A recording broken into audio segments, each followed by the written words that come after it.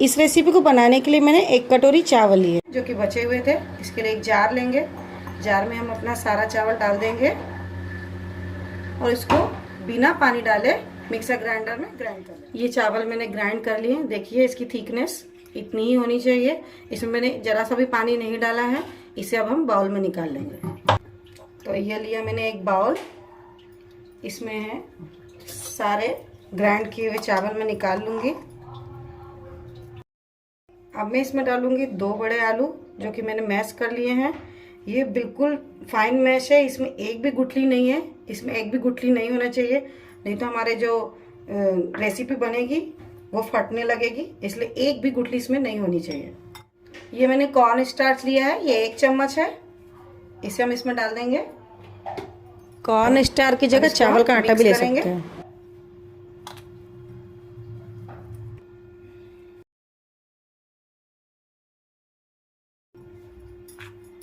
इसका एक डो लगा लेना है।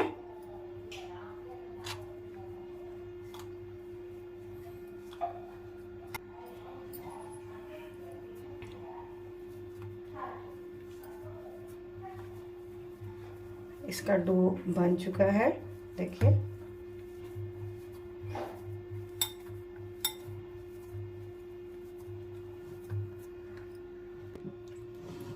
अब मैं इसमें डाल रही हूँ 1/2 चम्मच सॉल्ट। इसे हम मिक्स कर लेंगे।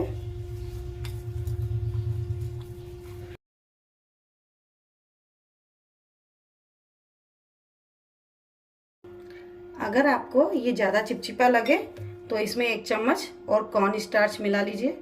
और देखिए डो मेरा तैयार हो गया है। डो हमें ऐसे ही बनाना है। हल्का सा ऑयल ऊपर से लगा दीजिए।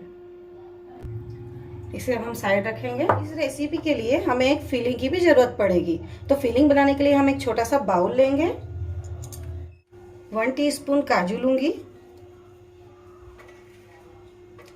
1 टीस्पून किशमिश, 1 टीस्पून ग्रेट किया हुआ नारियल है। ये कच्चा नारियल मैंने लिया है। अगर आपके पास नारियल ना हो कच्चा तो आप सूखा नारियल भी ले सकती हैं। 1 टीस्पून बादाम लूंगी,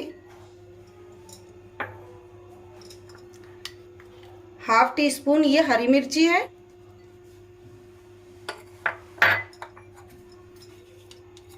1 टीस्पून धनिया पत्ती लूंगी, 1/2 टीस्पून नमक।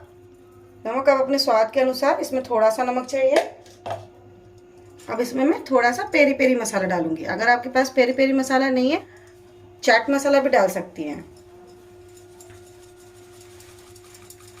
ये सब डाल के इसे मिक्स कर लेना है। ये हमारी रेसिपी की फिलिंग तैयार हो गई है। अब हम अपना डो लेंगे। हाथ में थोड़ा सा ऑयल लगाएंगे और इसके बॉल बनाएंगे छोटे छोटे। अब इसमें इस टाइप से ऐसे गड्ढा करके ये जो फिलिंग है इसको फिल कर देंगे। फिलिंग ज़्यादा नहीं डालना है, थोड़ी सी। और इसका एक राउंड बॉल बनाना है।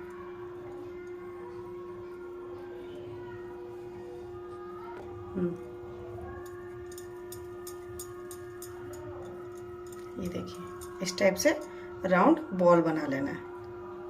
इसमें भी क्रैक नहीं होना चाहिए, बिल्कुल चिकने चिकने बनना चाहिए, वरना हम इसे जब तेल में फ्राई करेंगे तो ये हमारे फट जाएंगे। देखिए एकदम राउंड बॉल है और कहीं से भी कोई क्रैक नहीं है।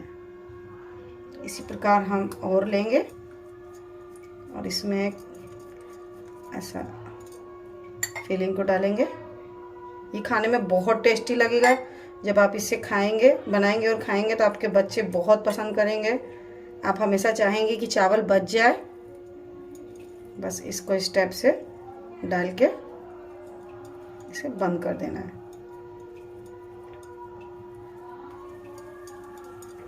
और राउंड राउंड बॉल बना लेना है।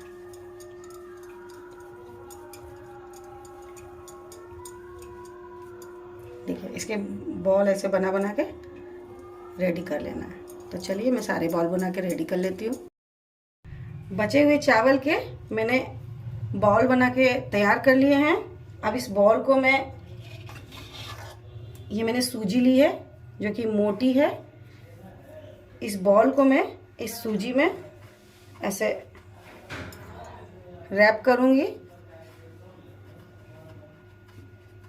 देखिए ऐसे रैप करूँगी। इस तरह से सारे करूँगी। ये खाने में बहुत टेस्टी लगता है, आप एक बार ट्राई करिए। सारे बॉल को मैंने सूजी में लगा लिया है। सारी बॉल में मैंने सूजी लगा ली है। थोड़ी देर के लिए इसे छोड़ देंगे, उसके बाद में इसे तेल में फ्राई करेंगे। तेल मैंने गर्म होने के लिए छोड़ दिया था। अब हम इसे तेल में फ्राई करेंगे। तेल हमारा बहुत ज़्यादा हीट नहीं होना चाहिए, मीडियम रहना चाहिए, वरना जो हमारे राइस के बॉल हैं वो फट जाएंगे। अब हम इसे राइस की बॉल को इसमें डाल देते हैं एक एक करके। देखिए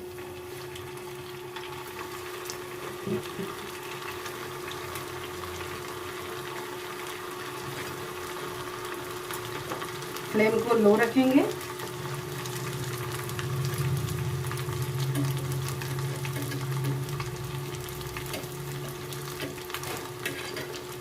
बॉल को हमें गोल्डन फ्राई करना है।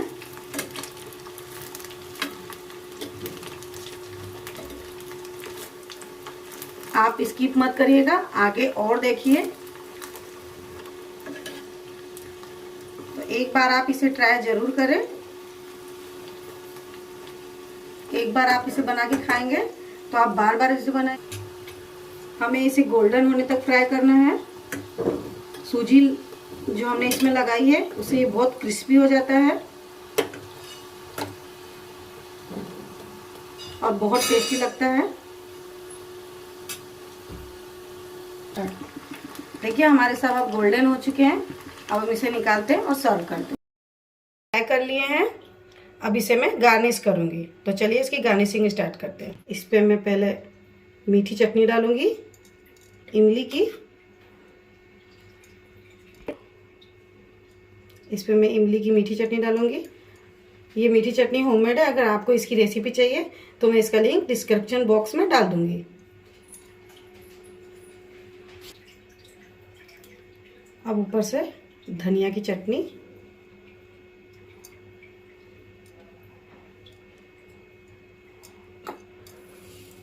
और ये आलू की भुजिया।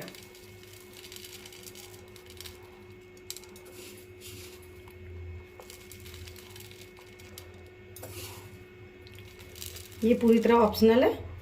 अगर आपके पास आलू भुजिया नहीं है तो सिर्फ आप धनिया की चटनी और इमली की चटनी के साथ भी सर्व कर सकती है। खाने में ये बहुत टेस्टी लगती है।